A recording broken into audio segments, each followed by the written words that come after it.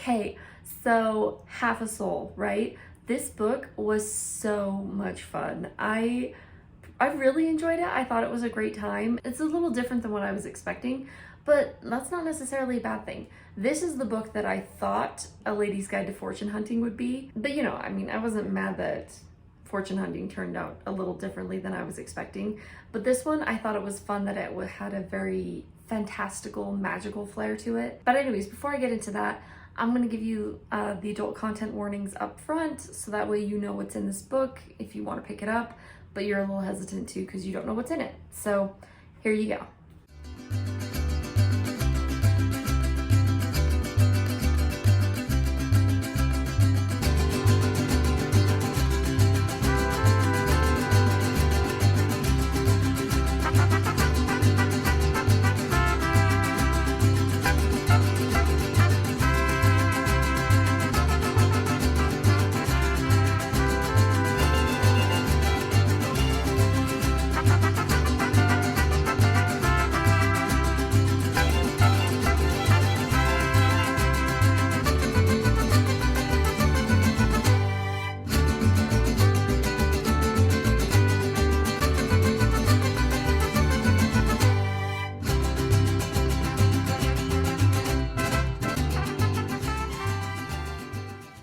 All right, so you can see this book really does not have a whole lot in it as far as adult content goes. Language and profanity, practically nothing. I mean, this is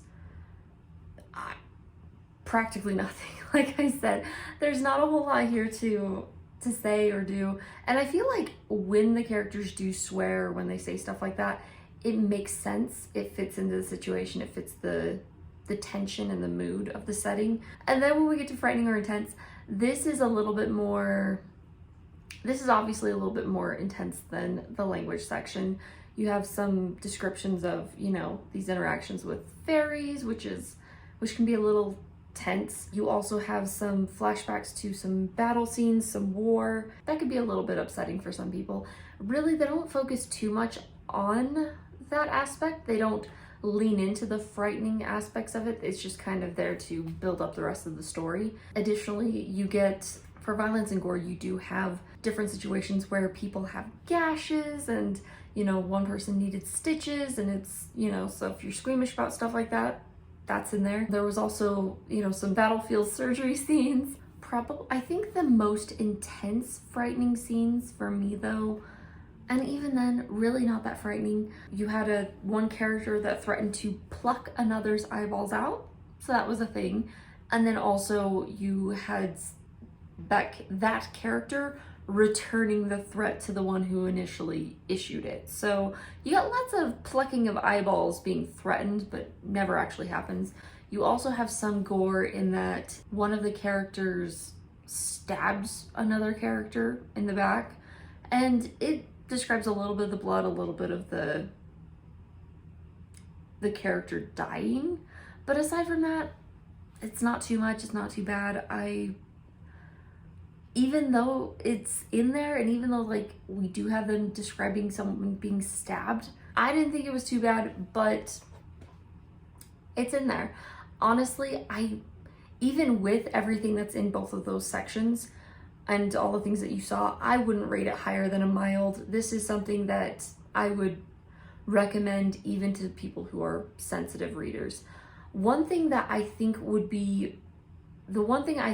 that makes this book the most heavy, or like the heaviest aspects of this book, would be some of the situations regarding children. You figure it out, or you learn about it pretty quickly, but there's this strange plague that's affecting them, and it causes them to go to sleep, and because they're sleeping, they can't nourish themselves, so eventually they starve to death. So that affecting children is kind of disturbing, but then you add on to it that you've got the death of children, the looming doom over the children that are currently affected, and then eventually it affects an infant too, which, I mean, if you've ever had an infant, you know how much that affects you and how sick you feel thinking about anything hurting your baby. So just be aware of that. It's for people who don't have children, it might not be as affecting. But for parents, I think it's a lot more disturbing. For sex and nudity in this book,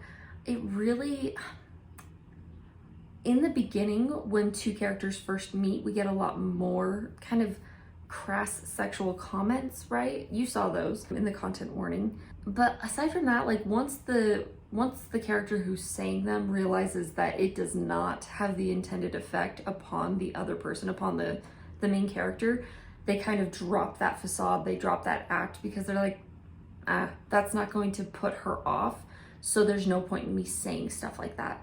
So that's really kind of the extent of it. Yeah, so you do not have to worry about sexual content or nudity in this book. Something interesting about this book is I would almost recommend it in a way to people who might be neurodivergent or, you know, things like that. Specifically because the main character, as you can guess from the title, but I'll give you a little brief synopsis. Half of her soul was stolen from her when she was a little girl by a fairy. And so she doesn't react the way that most people would expect her. A lot of her emotions were stolen from her. She still has like echoes of those emotions, but they aren't as deep. They aren't as like hard hitting. They don't, like, you know how you can become overwhelmed with emotions? Not at all. She doesn't get frightened. She doesn't get angry. She's very mellow, even-tempered, but almost to an extreme.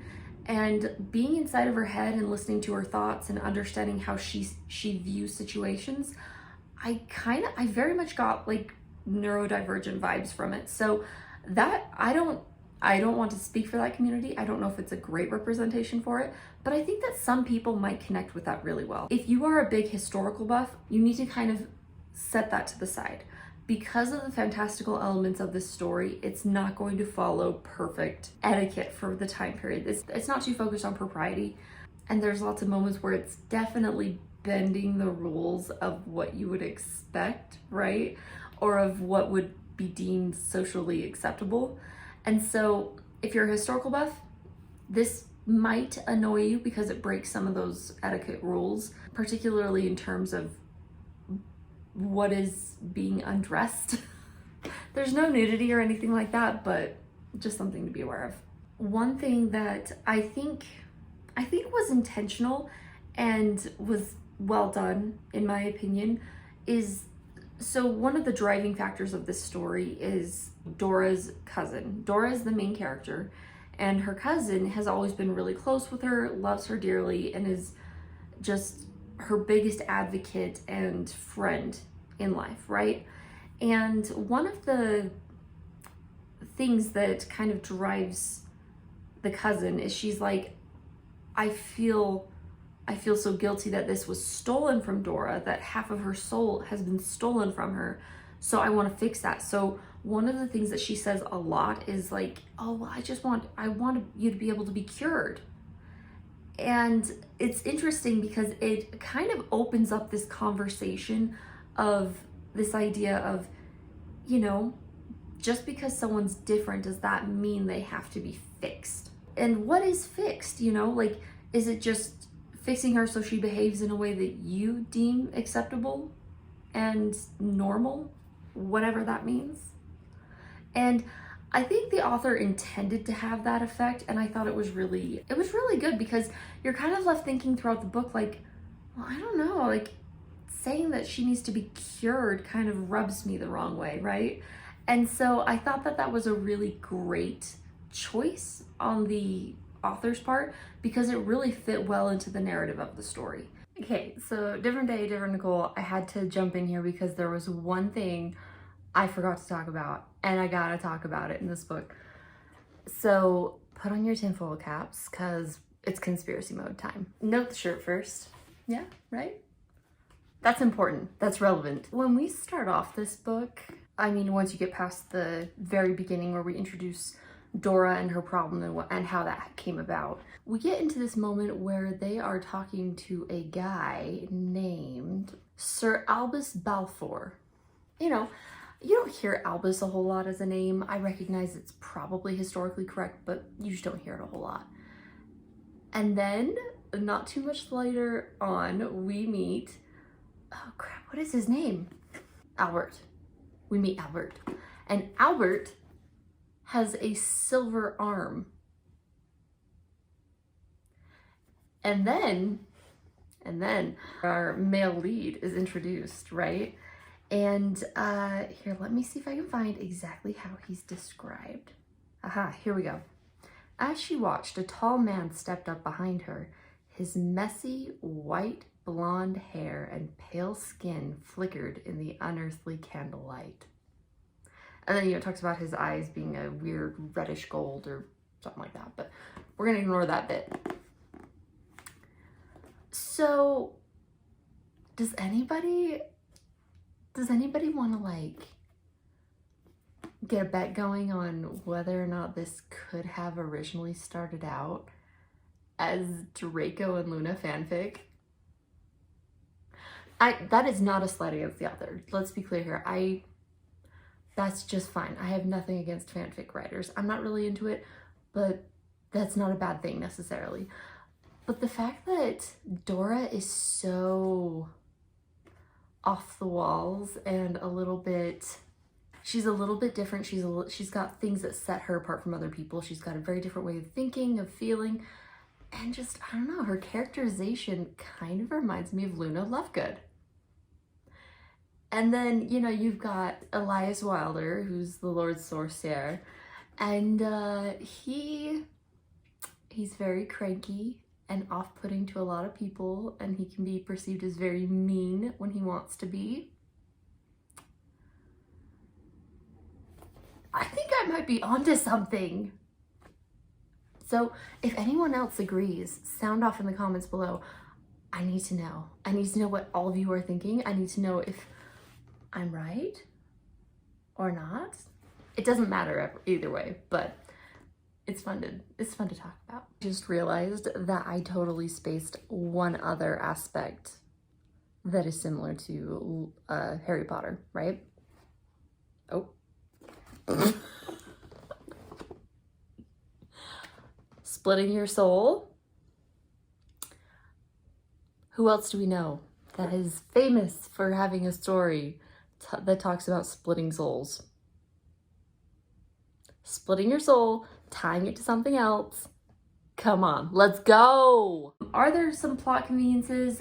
Is the storyline a little bit more simplified? There's not a whole lot of complexity or twists and turns. Yeah, sure, but not every story needs them. So I thoroughly enjoyed this book. I read it really quick. I think I read it in like 2 days, which, that's not very fast for some people. But I've got a kid. I've got like my whole life going on. So for me, it was pretty quick. If you are interested in picking this book up, I highly recommend it. If you're interested in like Regency, romance, fantasy, historical,